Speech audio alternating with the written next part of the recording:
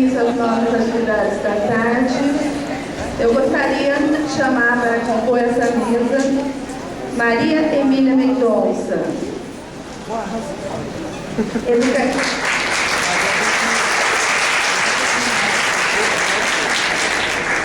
A Maria Emília é educadora física e fisioterapeuta, mestre em educação pela PUC São Paulo e doutora em psicologia clínica pela PUC São Paulo. É formada na França em ginástica holística e autora do livro Ginástica Holística, História e Desenvolvimento de um Método de Cuidados Corporais. Há 10 anos pesquisa e divulga a aproximação entre a teoria do amadurecimento pessoal de Winnicott e a teoria de coordenação psicomotora de Viret e Bessières. É professora e colaboradora do Centro Winnicott, São Paulo e Campinas. Por favor, agora eu gostaria de chamar Joaquim Alberto Jorge.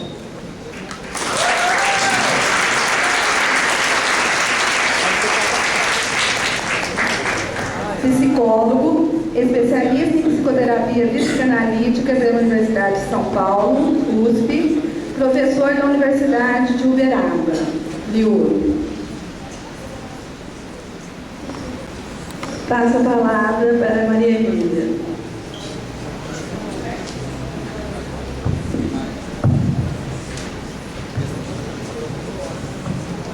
Boa tarde.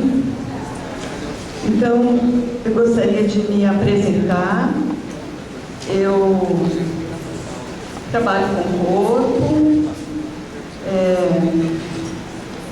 fiz muitas vivências assim, de expressão corporal, de improvisação. Então, por isso que eu estou assim, bem à vontade aqui para falar com você, e é uma brincadeira. Mas o que chamou a atenção foi uma desconexão entre o que eu estava falando, né, da minha vivência de expressão corporal e a minha expressão não verbal, né?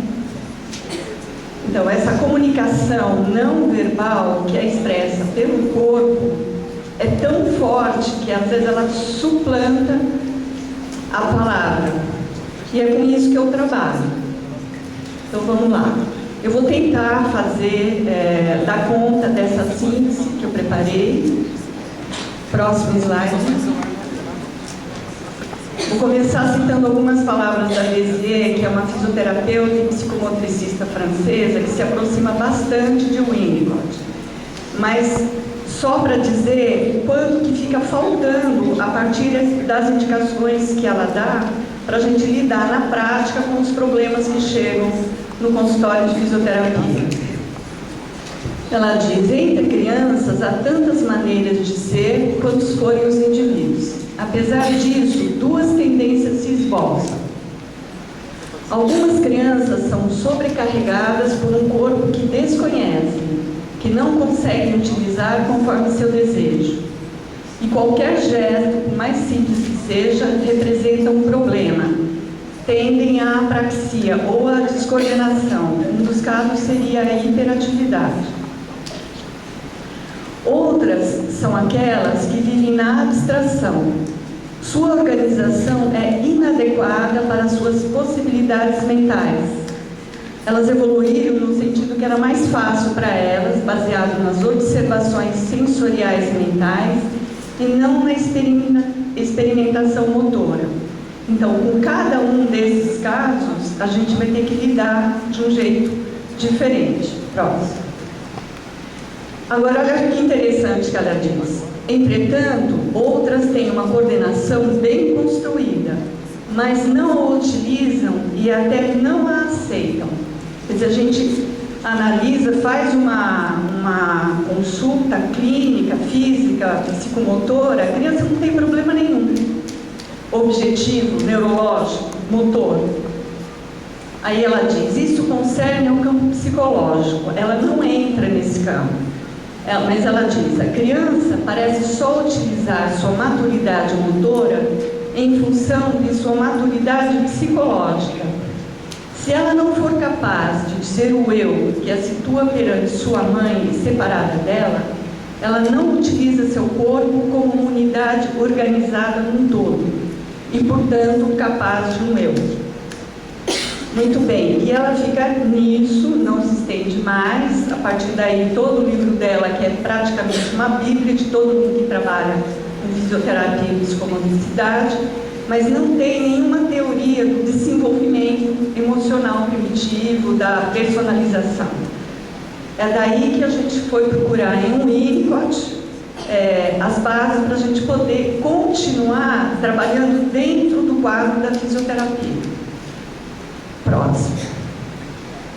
Então, eu vou mostrar aqui o caso de uma garotinha que ela tem uma hipermobilidade articular. São aquelas pessoas, é uma tipologia, é como nascer com o cabelo claro, os olhos azuis, não é uma coisa que a pessoa escolhe, mas que dá muita instabilidade na postura, né? Então, aqui à direita é a professora mostrando como deve ser o movimento, né? Tem uma força abdominal, tem uma sustentação. E à esquerda, a nossa modelinho. Qual que é a característica dessa menina? A característica do comportamento dela? Ela é extremamente rígida no seu comportamento. Daquelas que vai dar o laço no tênis e tem que estar exatamente do mesmo tamanho. Ela reparte o cabelo, tem que ser sempre do mesmo lado, né? Como se ela se apoiasse em algumas coisas para se manter. Próximo. Agora ela numa sessão fazendo exercício. Volta aquele primeiro slide. Dá para vocês imaginarem aquela estrutura, agora é esse, fazendo isso.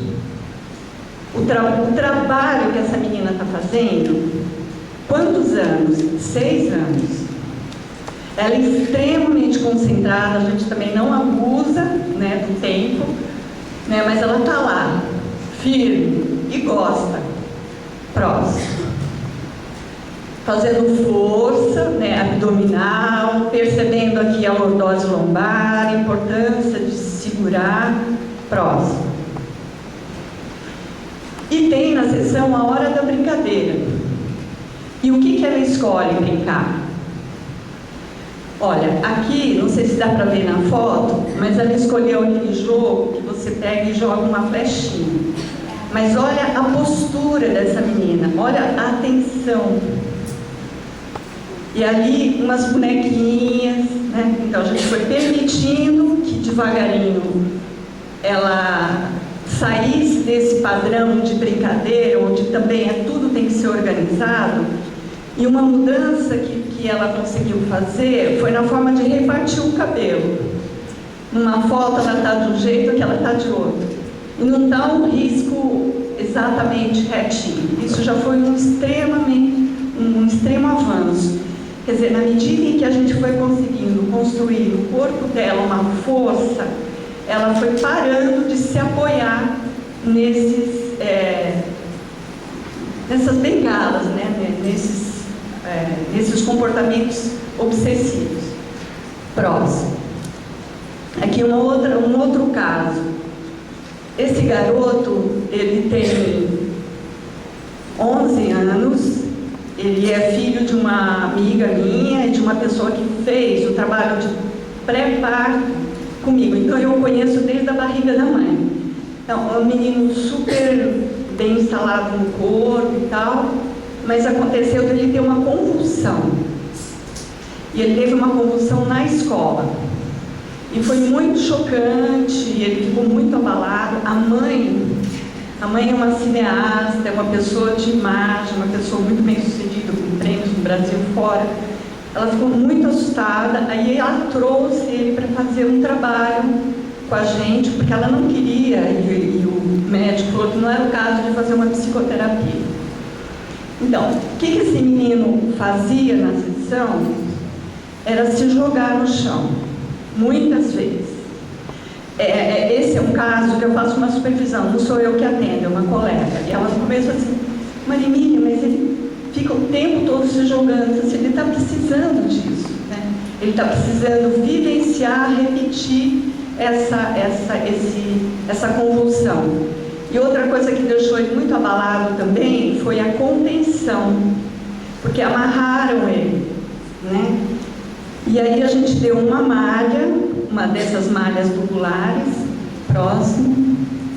Bom, ele é ativo, mas ele é capaz de muita concentração, porque para a gente ter um gancho para conseguir fazer um trabalho mais a longo prazo, criança em crescimento sempre tem alguma coisa a ser trabalhada. Assim como você leva seu filho para o dentista, né? O dentista tem que corrigir. Então, não é que corrigir, mas tem coisas a ser organizadas. Ele está antes do estirão do crescimento, então a gente está fazendo um trabalho objetivo de fisioterapia, de psicomotricidade. Próximo. Mas ele passou várias sessões fazendo tudo enrolado nessa malha. Ele é lindo, esse menino ele é brilhante, né? Próximo. Na hora da brincadeira, né, ele também escolhia jogos que ele precisava organizar muito. Ele que organizava os colchões desse jeito. Próximo. Tinha concentração, precisão, ao mesmo tempo que tinha uma coisa muito explosiva, tinha essa questão da concentração que a gente conseguia trabalhar com ele. Próximo. No momento do descanso, olha a cama que ele construiu para ele. Não sei se dá para notar, mas ele colocou vários banquinhos, um colchão, quer dizer, uma coisa extremamente instável. E depois ele usufruía do descanso. Próximo. Aqui, tá vendo os banquinhos ali? E ele chegava a dormir porque tinha o ambiente pessoal bancando. Então, tudo que deu sustentação, que não é motora, fisioterapia física, para a gente conseguir atender essa criança, eu estou trazendo exemplos de criança que é mais fácil, tem fotografia para ilustrar do que adulto. Foi a teoria do Winnicott. Então, próximo. O que o Winnicott diz naquele artigo, que é um artigo já da fase madura, ele escreveu em 69, Fisioterapia e Relações Humanas. Tal como cada bebê é um filho único no começo, também é verdadeiro que na fisioterapia é necessário, durante o tratamento, dar ao paciente toda a atenção. Menciono isto para ilustrar a conexão estreita que existe entre a fisioterapia de homens e mulheres adultos e o cuidado do bebê. Então, ele sugere, né, que o fisioterapeuta observe o cuidado que a mãe dá ao bebê. Agora a gente vai entrar no trabalho anaeróbico aqui. Então, e no livro Consultas Terapêuticas, o que ele orienta é que o profissional não deve ser tanto arguto ou eficiente, mas capaz de proporcionar um relacionamento humano, natural e de livre movimentação dentro do set. É um reconhecimento do gesto espontâneo do paciente. Como que isso se dá na fisioterapia? Então, às vezes o fisioterapeuta fica fazendo coisas que não tem muito sentido para a pessoa, né? E até que chega um momento que a pessoa se apropria daquilo, ela entende aquilo, ela começa a vestir, vamos dizer, aquele movimento, aquele trabalho. É a partir daí que ele tem uma apropriação e pode ter um gesto espontâneo. E o aspecto fundamental é a esperança de ser ajudado. Quer dizer, quando o paciente mostra alguma pessoalidade, ele não é um corpo, como disse a Carolina ali, né? Porque o paciente, ele vem indicado pelo ortopedista, ele é um joelho que tem uma artrose, a gente vai ter que tratar, né, da artrose do joelho. Esquece que vem uma pessoa junto, uma pessoa que tem uma história. Próximo. Então, muitos procedimentos na fisioterapia remetem aos cuidados maternos. A gente vai passar rapidinho algumas imagens. Eu queria que vocês notassem o contato e a oposição. Quer dizer, o contato do fisioterapeuta sempre é para criar uma força. É como se fosse um trabalho isométrico, né? Vocês sabem o que é isométrico? É força sem movimento. Se eu puxo o ferro assim, eu estou fazendo um isotônico. Vamos lá. Então, isso daqui, ele está enrolado, não é um colo passivo, tem força, tem oposição.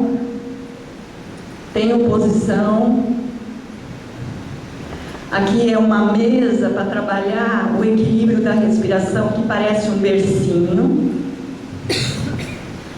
Tem contato, tem oposição.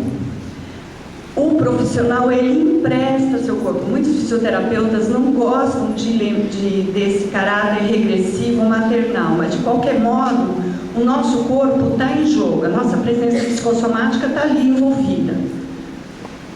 Então, tudo isso não é uma intimidade banal, é um contato que tem um objetivo sempre de proporcionar maior coordenação motora, mais estabilidade, mais força. Tá vendo? Contato e oposição. Intimidade, contato e oposição. Próximo. Vamos lá? Vamos lá? Vamos lá? Vamos lá? Próximo.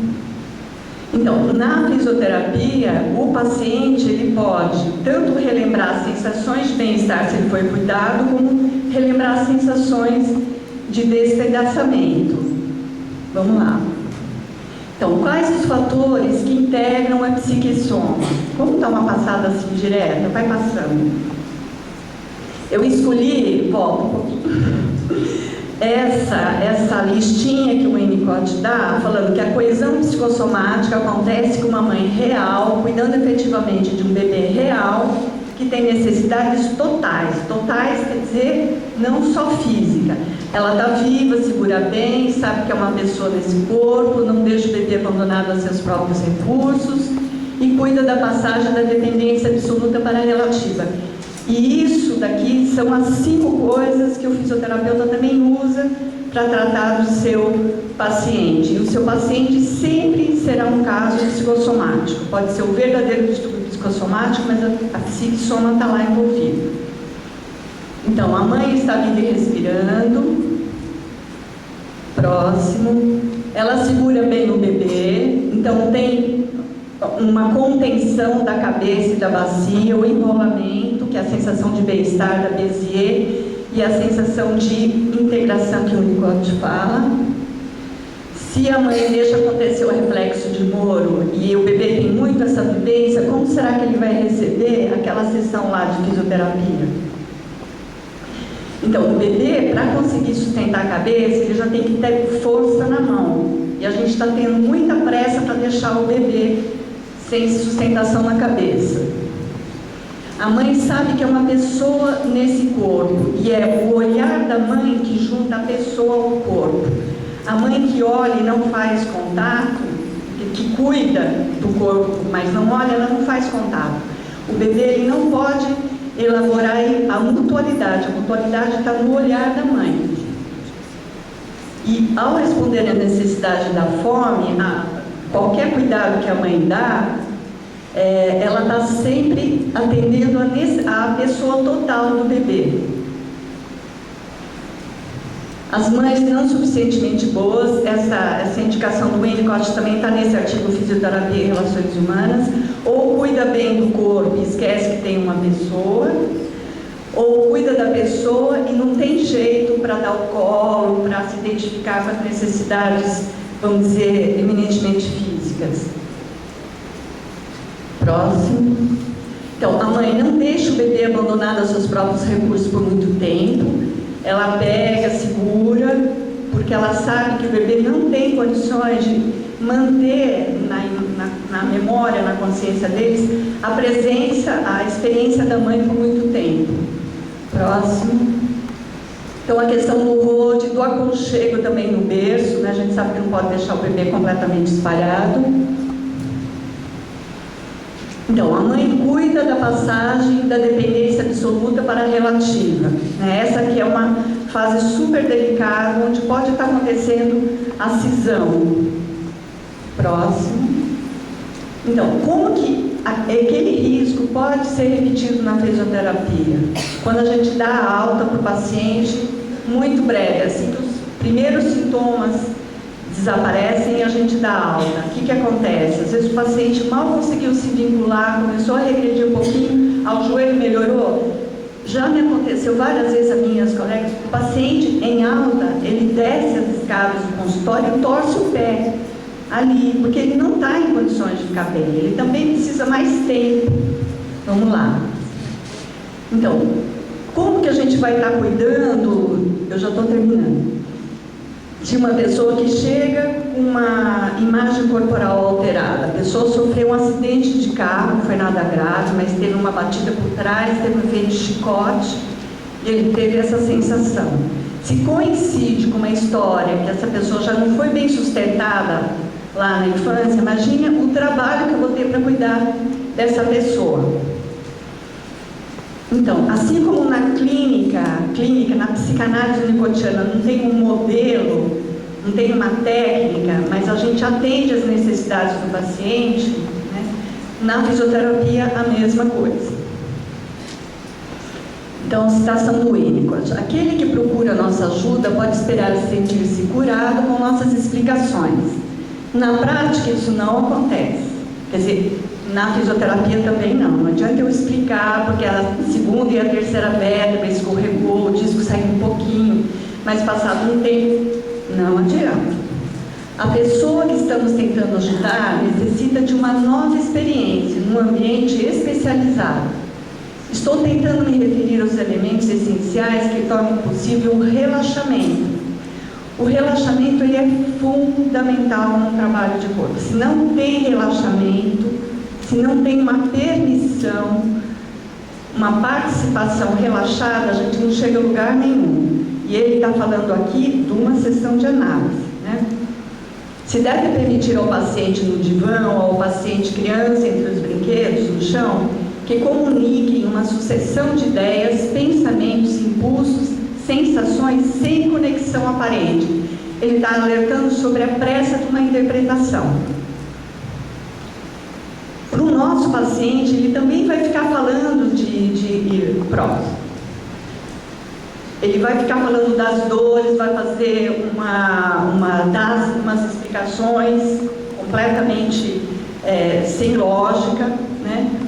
Agora, no relaxamento próprio, a confiança e a aceitação, né, da relação profissional fidedigna, há lugar para a ideia de sequências de pensamento aparentemente desconexas, as quais o analista fará bem em aceitar como tais, sem presumir a existência de um fio significante. Então, na fisioterapia, aquilo que eu falei, né? Se o fisioterapeuta se apressa para dar as explicações, não, deixa eu te explicar, ó, o que aconteceu com você foi isso, você interrompe um processo da elaboração imaginativa, que eu não tive tempo de falar, mas vocês sabem que é o que acontece na relação dos estados tranquilos e excitados, quando a mãe cuida do bebê. Esse paciente, ele está elaborando e ele precisa falar umas bobagens. Não adianta a gente... Eu já errei muito no começo, porque eu achava que eu tinha que ensinar, não de explicar para tirar o medo. Não, o paciente, ele tem que falar do medo dele, tem que falar bobagem. Próximo. Então, mesmo quando ele pede para você, me explica o que eu tenho, a gente precisa tomar muito cuidado com o que está falando. Eu já recebi paciente que falou assim, eu tenho uma lacuna aqui na minha vértebra, o médico me mostrou ali no exame que tem uma fissura. Olha, não adianta quanto trabalho vai ser feito, o que ficou para essa pessoa é que ele tem uma lacuna, uma fissura e nada vai preencher. Porque ele estava num momento muito de expectativa e regredido, não adianta achar, você pode falar para o médico isso, quando ele é paciente, ele fica ignorante. Então, uma oportunidade de repouso foi perdida devido à necessidade do terapeuta de encontrar sentido onde não existe. O paciente não pôde repousar. Quer dizer, se a gente conseguir deixar na clínica de fisioterapia o paciente poder relaxar e a gente continuar fazendo o nosso trabalho sem inclusive às vezes com discurso, o próprio fisioterapeuta ansioso vai falando, a gente já está cuidando muito. Vamos lá? Então, quais seriam os resultados que o Winnicott fala na análise e que eu aproximei com a clínica fisioterápica? Relaxamento e condições de confiança baseado na experiência. Acontece na clínica e acontece na fisioterapia. Atividade criativa, física e mental manifestada na brincadeira. A somação dessas experiências formando a base do sentimento do eu self. Muito obrigada, em especial para a Conceição.